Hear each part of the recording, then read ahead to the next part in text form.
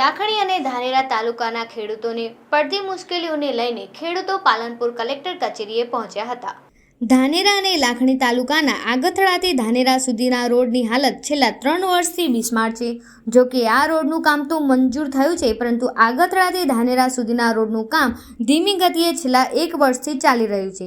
ધાનેરા અને લાખણીના ખેડૂતોના જવાનો આ મુખ્ય માર્ગ છે અને આ મુખ્ય માર્ગ છેલ્લા 4 વર્ષથી બિસ્માર હોવાથી ત્યાં તકલીફોનો પાર નથી. ત્યારે લાખણી અને ધાનેરા પંથકના ખેડૂતોએ આ રસ્તાને ગુણવત્તાયુક્ત કામ કરી અને સારો બનાવવાની માંગ કરી છે અને તંત્ર ઝડપથી આ રસ્તાનું કામ કરે, કારણ કે હજારો ખેડૂતોની અવરજવરવાળો રસ્તો છે અને આ રસ્તો જ બિસ્માર થતાં અને તેના સ્થાનિક તંત્રએ વાતને સાંભળતા છેલ્લા કલેક્ટરને રજૂઆત કરવાની ફરજ પડી છે.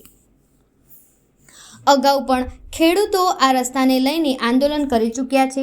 જાતે કોદાળીને પાવડા લઈને આ રસ્તાનું સમારકામ કરવાનું શરૂ કર્યું હતું.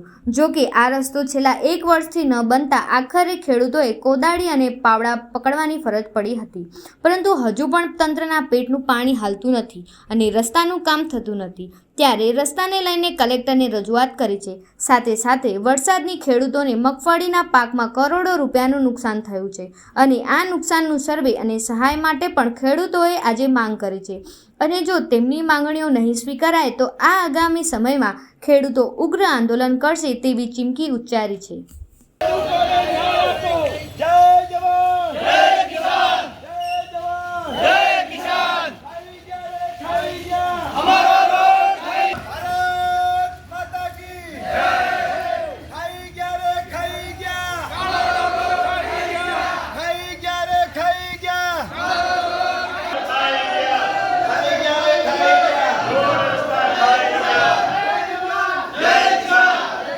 આપણી જે આગથળાથી ડાયરેક્ટ ધાનેરા જોડતો રોડ માર્ગ છે ને, જે વચ્ચે ગામડા આવે છે, 25 થી 30 ગામડા આવે છે.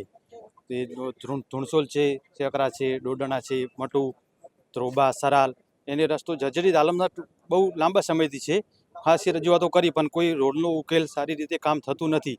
એની મેન રજૂઆત છે. અને જે હાલ કામ ચાલુ છે એ પણ ગોટાળા ચડાવવાળું કામ છે. બરાબર કામ થતું નથી. રાતોરાત કામ કરીને થીગડા મારવાનું કામ ચાલુ છે.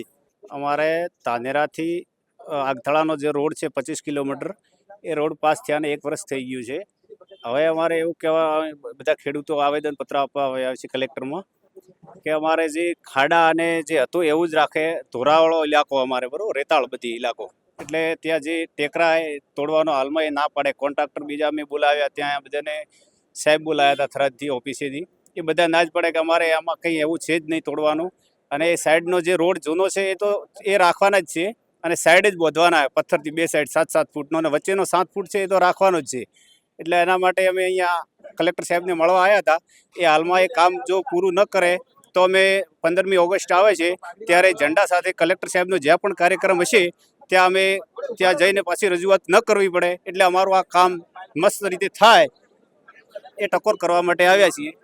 મારું નામ સોનાભાઈ મફાજી પટેલ, ગામ ધ્રોબા.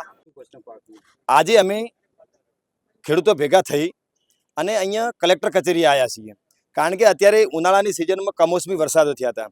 કારણ કે અમારો ઊભો પાક, જે મગફળીનો પાક હતો, બાજરીનો પાક હતો, એવા ઘણા બધા પાકો હતા જે આ વખતે સિઝનની પહેલાં 25 દિવસ વરસાદ આવ્યો. તો એ વહેલા વરસાદના કારણે અમારો જે પાક તૈયાર થઈ પાકીને થયો, અમે એ બારે એ લણણીના સમયે એ પાક ઉપર વરસાદ થઈ ગયો, જેના થકી એ ખેતરોમાં પાણી ભરાતા એ ત્યાં સડી ગયું અને એક ખેતર ખાલી ન થતાં ત્યાં ખેડાણું પણ નથી, એટલે ચોમાસું ત્યાં વાવરાણું પણ નથી. સાથે સાથે જ્યાં અમે જે તૈયાર કર્યો હતો ત્યાં આગળ અમે વાવણી કરી, પણ એ ટેકરાવાળા વિસ્તારમાં ક્યાંક થોડા ઘણા જૂજ હેક્ટરની અંદર વાવણી થઈ, તો ત્યાં આગળ વાવણી થતાં તો પાણી ફરીથી વરસાદથી ભરાતા એ પાક બળીને સંપૂર્ણ નાશ થઈ ગયો. અત્યારે બનાસકાંઠાની અંદર છેલ્લા 50 દિવસથી કન્ટિન્યુ 24 કલાકની અંદર 1 વરસાદ આવે છે. સાથે સાથે જ્યાં જમીન પડી હતી, જ્યાં વાવવાનું બાકી હતું, ત્યાં વરસાદ બંધ રહ્યો જ નહીં, એટલે ખેડૂતો વાવી નથી શક્યા. તો કુલ મિલાવીને આ જોવા જઈએ તો આખા બનાસકાંઠાની અંદર અત્યારે લીલો દુષ્કાળ તરીકેની પરિસ્થિતિ જોવા મળી રહી છે. તો ખેડૂતો આગે પી દેવામાં ડૂબેલા છે અને આત્મહત્યાઓ કરે છે.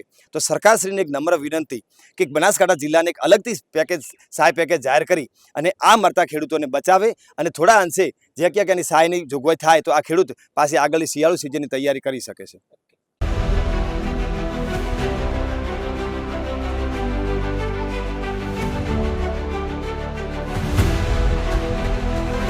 हर समस्या की हेडलाइन न्यूज, बिंदास बेधड़क